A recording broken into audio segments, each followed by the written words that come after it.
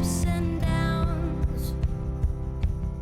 I wanna see how the world turns round. Let's go adventure in the deep blue sea. Home is with you wherever that may be. Hi, welcome back. For those of you who are new, my name is Natasha, and this channel is a family life vlog as well as a homeschool vlog. I like to share just all the things that I'm passionate about and all the things that my family and I love to do together. Well, not long ago, Olivia had been asking for sushi. She said, when are we going to be able to go out to a Japanese restaurant again and have sushi? And right now we're still in a lockdown, but we have chosen as a family not to eat out at restaurants during the pandemic. We've been making all of our food at home, and I've been trying to sometimes duplicate some of our family favorites, but sushi is not one that is in my repertoire of recipes that I make. Now, I did attempt to make sushi when I was about 19 for my parents who had never tried sushi before. And it was okay. I wouldn't say it was great. I wouldn't say it was a complete fail, but it definitely was not, it would not be something that I would cook for guests. But I did say, well, I have made it before. I understand the concept. I'll try it again. And so this video, I am going to show you how I have tried to make sushi. It did turn out quite well, but follow along if you're interested. And we decided to have sushi in one of our poetry tea times, which we ended up having a themed Japanese poetry tea time. We read some haikus and listened to some traditional Japanese music as we had some Asian green tea and ate sushi. So we'll share that with you, but if you're interested, follow along. So to start, sushi is made with this type of short grain sushi rice, Japanese rice. And the first step is that you will measure out the amount of rice that you want. I decided to make 4 cups. And then you're going to rinse the rice, and you need to rinse it repeatedly until the water runs clear. When you first start rinsing it and washing it, and you kind of just gently scrub the rice with your hand, shaking the rice, trying not to break up the rice, you'll see that the water turns very milky, and you want to keep rinsing it until that rice runs very clear. I found that I didn't wash it enough times, and the next time I do it, I will wash it several more times. I washed it about 6 times, but later on I had read that you might even have to wash it, depending on the amount. So say 2 cups, 10 times, and because I did 4 cups, I might have had to do it even 20 times. Although this water is more transparent, I really could have washed it more times. So next you're going to add the water to cook the rice, and for every cup of rice you're going to add 1 cup of water. So I added 4 cups of rice. Now the next time I make it, I think I'll add a bit more water than that, because I did find that the rice was not fully cooked after the water had been completely cooked up. And next you're going to put the stove on high and put the lid on the pot and allow the rice to come to a full boil. As soon as it reaches a boil, then you will turn down the heat and cook the rice on low until all the water has been evaporated and the rice is cooked.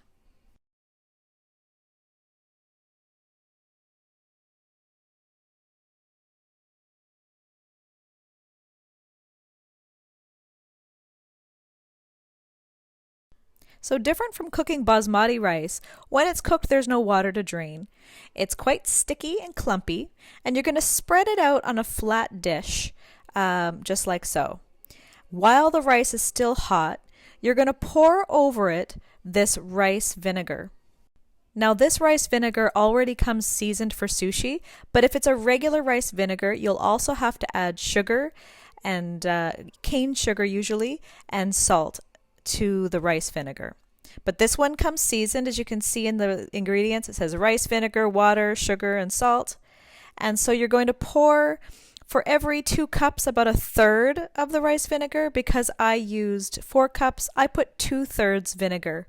Now again, I found it was slightly more vinegary than I would like, and so the next time that I make the sushi, I will put a little less vinegar.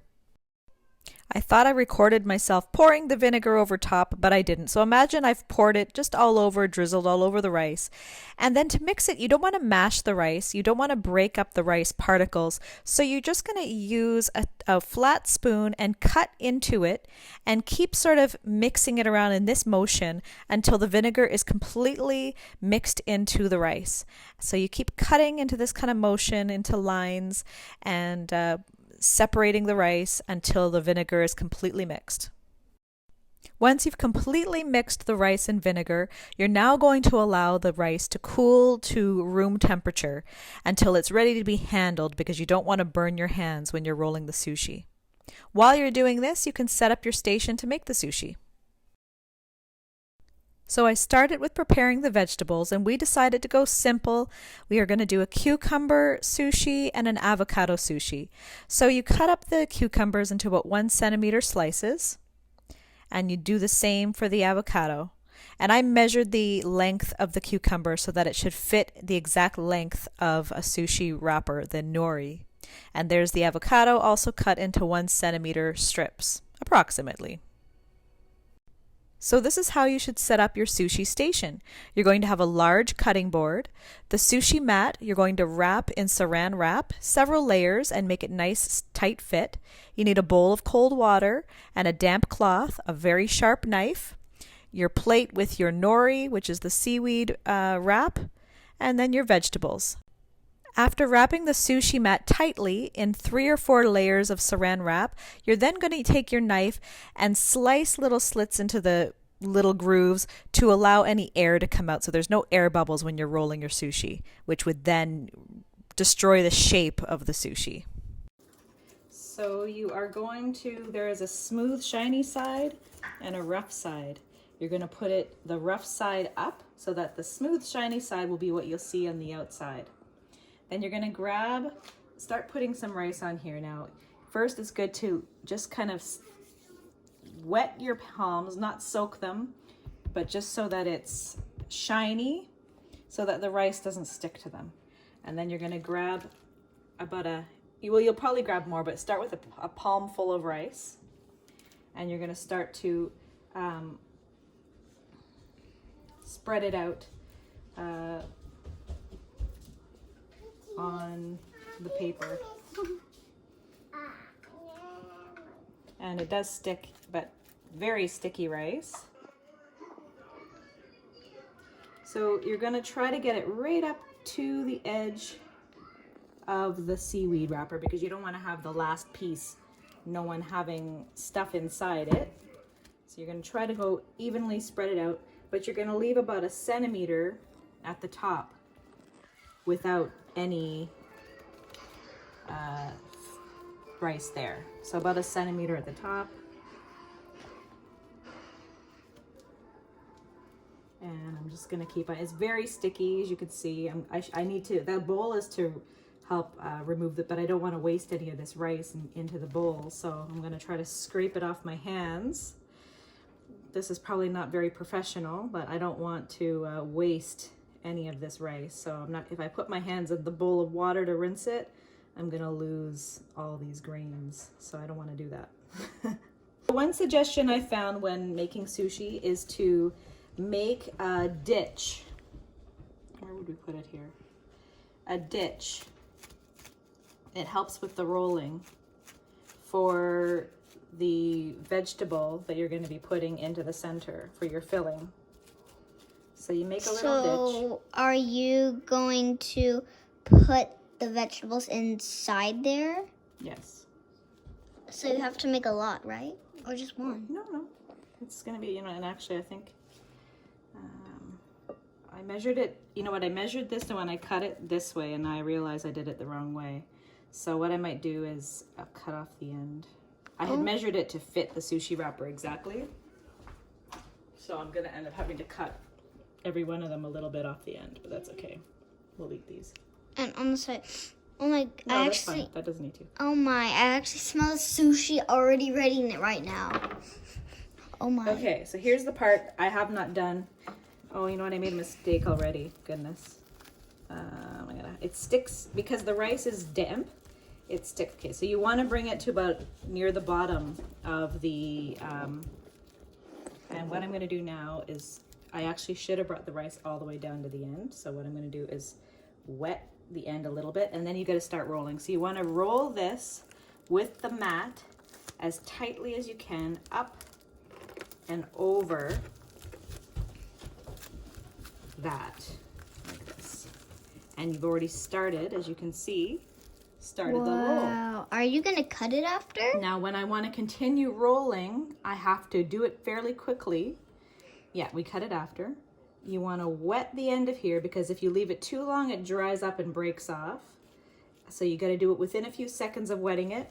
Now I want to, my hands are sticky. Quick. You have to then continue rolling it using the wrapper, and this board helps it roll nice and tightly. And if I've done it correctly, yeah, not bad. So this side didn't stick. What I'm going to do is you can just then take this and squeeze it a little. You give it a nice squeeze and hopefully it will stick. Now the suggestion is, so this one's done. Didn't you We'll put it here. You didn't put the avocado in. Avocado is going to be a separate one then. Oh, so cucumber and avocado. Yeah. Well, Olivia is right. This is not a typical looking sushi. It does get cut, and a traditional sushi roll is cut into 6 pieces. So I'll be cutting this into about 6 pieces. But first, there's another technique that you can do. So you hold the sushi nice and tight, and you push. You could use the end of your knife, or you could use your hands. You push the ends in nice and packed in to give it a nice clean look. And then you can do that on the other side. And it's recommended that you let the sushi rest. Well, that one's sticking up, but that's okay. Cut it. No, it's fine. You let the sushi rest for a minute or two before you start cutting it, so it'll cut more successfully. So Olivia asked how come I didn't put avocado in, because this is a cucumber roll and we're going to make an avocado roll. There's the avocado. Scary part is if we can successfully cut it. Now you do need a very sharp knife. These are the sharpest knives that I have. They're called Tomodachi. They were given to me as a Christmas gift from my brother and sister-in-law. And so let's hope this is my sharpest knife. Let's hope this will cut the sushi well. Wait, is it Tamagotchi? Tomodachi. Oh. Close to Tomodachi. So they recommend that you dip it in the water first and that you let the water run down it. I don't know if you can see that, but the water's running down the blade. And then you hold the sushi. First you cut it in half and you saw it. Oh, good. We did it. Okay. Wow. Then you're going to cut each piece. Looks like a professional. Then you're going to cut each piece into 3. So, let's see, a third. They're a bit thick. I think I could do 4. I think cutting them into 3s are a bit thick of a piece because I didn't make a tiny little sushi, so I think I'm going to cut them into 4s. Traditionally, it's cut into 6. I'm going to go ahead and make it cut into 8. They look so tasty, and it smells so good. It smells so good. Good. I'm glad. Okay. I just want to eat it right now. And actually, I'm actually not cutting it into 4. I'm cutting it into 5 because clearly Olivia is better at fractions than Mummy, I think. So we've actually cut it into 5 pieces, but that looks like a good size, right? Yeah, It would be too thick, I think, if you did it. If it's a little, it normally is like an inch big. Is it? This seems right to me. It's normally an inch But big, skinny, but it's fine. But tinier. Yeah, I always had actually trouble fitting into my mouth, so this is perfect. I always had trouble fitting into my mouth. And I can do the next one. I can do them different sizes. I don't have to do them all. Ooh, like you mean a daddy one and a baby one? So then you're going to arrange it nicely on a plate. Can I see? Let us see. This one has no vegetable in it. What the? That's a dud. I'll eat that. That must have been in the center where they were touching. Can I eat that? Sure. Be a taste tester. Okay. Let's eat it, guys. I'm gonna... It's actually really good.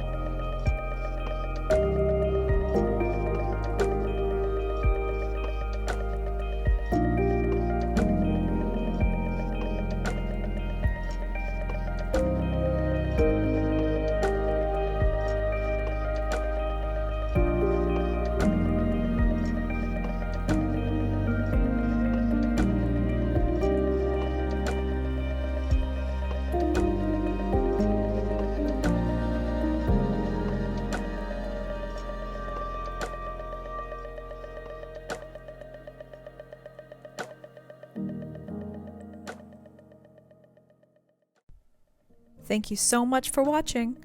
I'll see you in the next one. Bye.